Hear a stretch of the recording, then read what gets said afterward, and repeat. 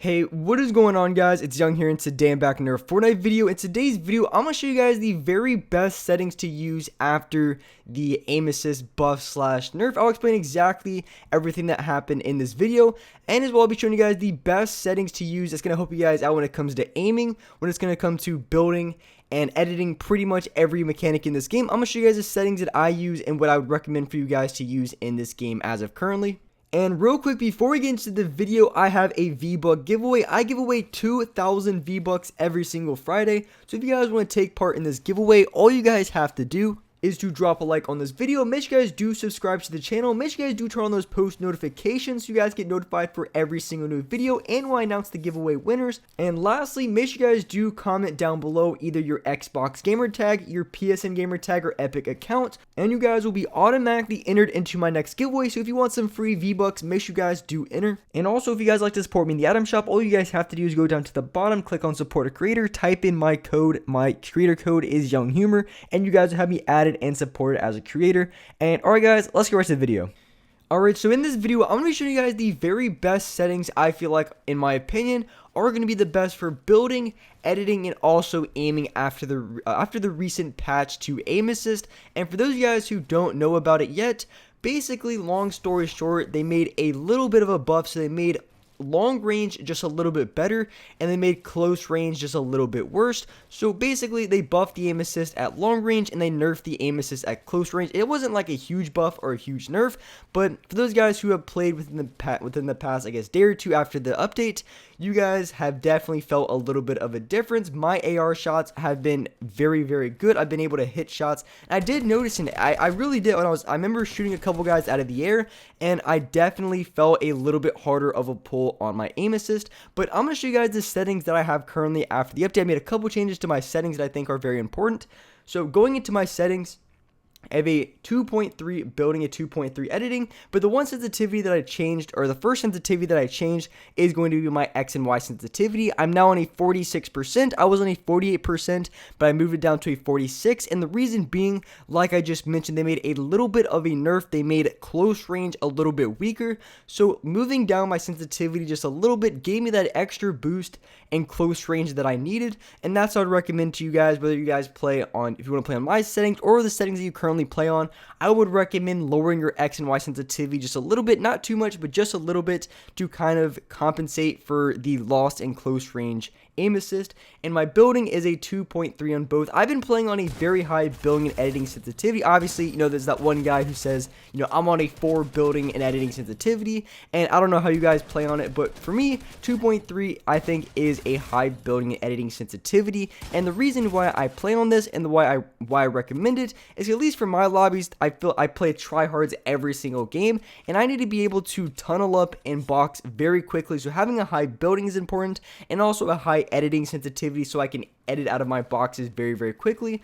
And so for me, this is an important setting that really just took my building and editing to the next level. So if you guys play on a low building and editing sensitivity, I would highly recommend turning it up, because when you go against harder players, if you're playing arena or if you're just playing in really hard lobbies like I do in my solo games, and you're constantly just going against keyboard players that are cranking their builds, edits, and just literally just cranking retakes up to sky limit every single game, I have to play on a high building and editing sensitivity to compete. But I also do play on a low X and Y, so my accuracy is still very, very good.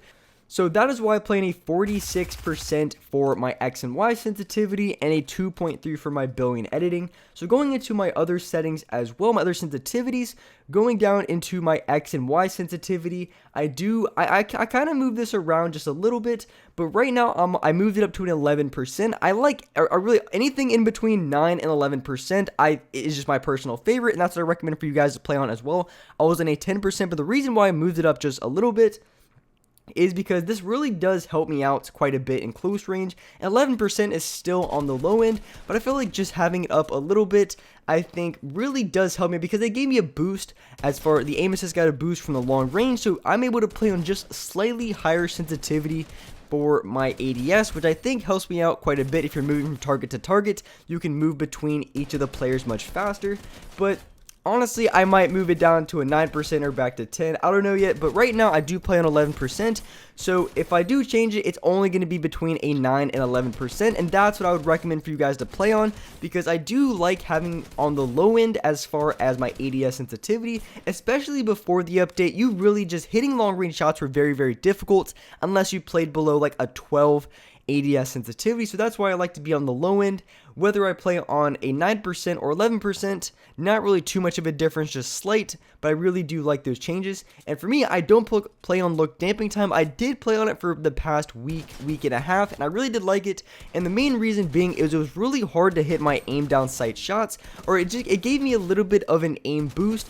And with this update making it much easier to hit long range shots, I really don't need that setting. I don't really have too much use for that setting anymore. Now, if you guys still like that setting, definitely still have it on. I just feel like for myself, the reason why I had it on was because my aim was struggling in certain areas. But with the aim assist change that they made, I feel like I don't really need that setting much anymore, and I really just have it on 0 to make everything as fast as possible when it comes to my building and editing sensitivity. So that's just really good for you guys. If you're struggling with your aiming and you feel like you can't aim as well, definitely try out look damping time. I recommend anything from a 0.06 to a 0.14 look damping time. I've seen people with high as 0.2, and I've also seen people with 0. So definitely try out with it. If you feel like your aim isn't as good, you can try that setting and it might help you out a little bit. So I moved my dead zones now to 9%. 9% I was on a 10, but I moved it down to a 9%. And if you guys want to copy these dead zones, if you guys are having stick drift, then just put your dead zone up, because you really don't want to have a ton of stick drift. Otherwise, it's going to be very hard to control your aim. So I play on a 9% right now. I was able to move it down one without having too much stick drift. And if I do have too much, then of course I'm going to be raising it again. Because if you guys play on older controllers, you're more likely to have stick drift than if you bought a newer controller. And that's just what happens. Some controllers wear down over time, or you can have just a lot of dust in your analog sticks, which I think if you have like some compressed air or something, you could probably get it out, and that could help you if you have really, really bad stick drift. But for me, I play on a 9% dead zones. I really like it. Everything feels responsive. Everything feels very, very quick. And that's if you want to copy my dead zones. Just keep in mind, if you are having stick drift, then you're better off playing on a higher dead zone with no stick drift than a lower dead zone, more responsive with more stick drift. And then the last setting that I have is going to be foot controller. This is the setting you want to have off. It doesn't matter as far as like the throttle. If you do decide to have this setting on, it doesn't matter. The throttle makes no difference. But you want to have this setting off because when you have foot controller on, it adds input delay to your controller. So you don't want to have this setting on at all. I know some people promoted it for a little bit, but after really trying it out, going back and forth, you definitely want to have this setting off. It makes everything just more, it just has more delay when you have it on, so that's why you want to have it off. Now, if you guys want to know my binds, if you guys are curious, these are the current binds that I plan. For those of you guys who don't know, I have an evil controller, so I have 4 paddles, and on the paddles, so just to run through them real quick, on my bottom left paddle is my jump. I have that bound to A, and then my upper left paddle is my pickaxe button, which I have bound to my left on my D-pad, and my bottom right paddle is going to be where I pull out my launch pads, which I think the bind is like trap, picker, place, / interact, which is going to be in your build controls. And then my upper right paddle, that is going to be the paddle that I use to edit, which is bound to the right on the D-pad. So hopefully that made sense. And those are the binds that I have for my paddles. And then I have my switch mode on my left stick. And if you guys want to know my confirm button is my left trigger. So those are just the binds that I currently have. If you guys know of recently, I changed my binds. I used to have my build or my switch mode on my bottom right paddle. I now have it on my left stick. I find this to be more comfortable and I like it a lot better. So these are my current binds. Obviously, if you guys play non-paddle, non-claw, if you guys play claw, you know, if you guys don't have 4 paddles, then your binds are going to be looking different. And so that's what I would just recommend for binds. If you have 4 paddles, definitely try out the binds that I have. I think they're the very best. And also real quick, just some other settings you guys want to make sure you have on or off. So auto consumables to the right, you want to make sure you have that setting on. I do have confirm edit on release. Some of you guys asked me a ton. I do have that setting on, clears up an extra bind. Record replays, make sure you have that setting off. It helps stabilize FPS, and you want to make sure you have auto open doors on. So make sure you have those settings on as well. But basically, those are all the settings that I have. They're the best settings in my opinion when it comes to building editing, aiming, and just everything after the recent update. I'll still be making more update videos if I do change anything, and I'll also, of course, in my videos, I explain why I have the settings I do, because I know a lot of people just show the settings that I have, but I think it's really important to explain why exactly I have the settings, so when you guys choose the settings that works best for you, you really have a good idea on exactly which settings you guys want to have. But with that being said, that's wrap up for this video. If you guys enjoyed this video, if you guys liked it, found it helpful, make sure you guys do smash that like button. Make sure you guys do subscribe to the channel if you guys haven't already. Make sure you guys do turn on my post notifications so you guys can get notified for every single new video. And as well, every single day here on this channel, I do live stream at 6 o'clock Eastern Standard Time. I do play solos every single day on stream. I've been going off for the past couple of days. I've been just smacking lobbies, going in, getting me wins. I feel like, I don't know, after this update too, I feel like I'm hitting way more shots. Everything's just going really, really well. So make it, like I said, on this channel, 6 o'clock Eastern Standard Time every day.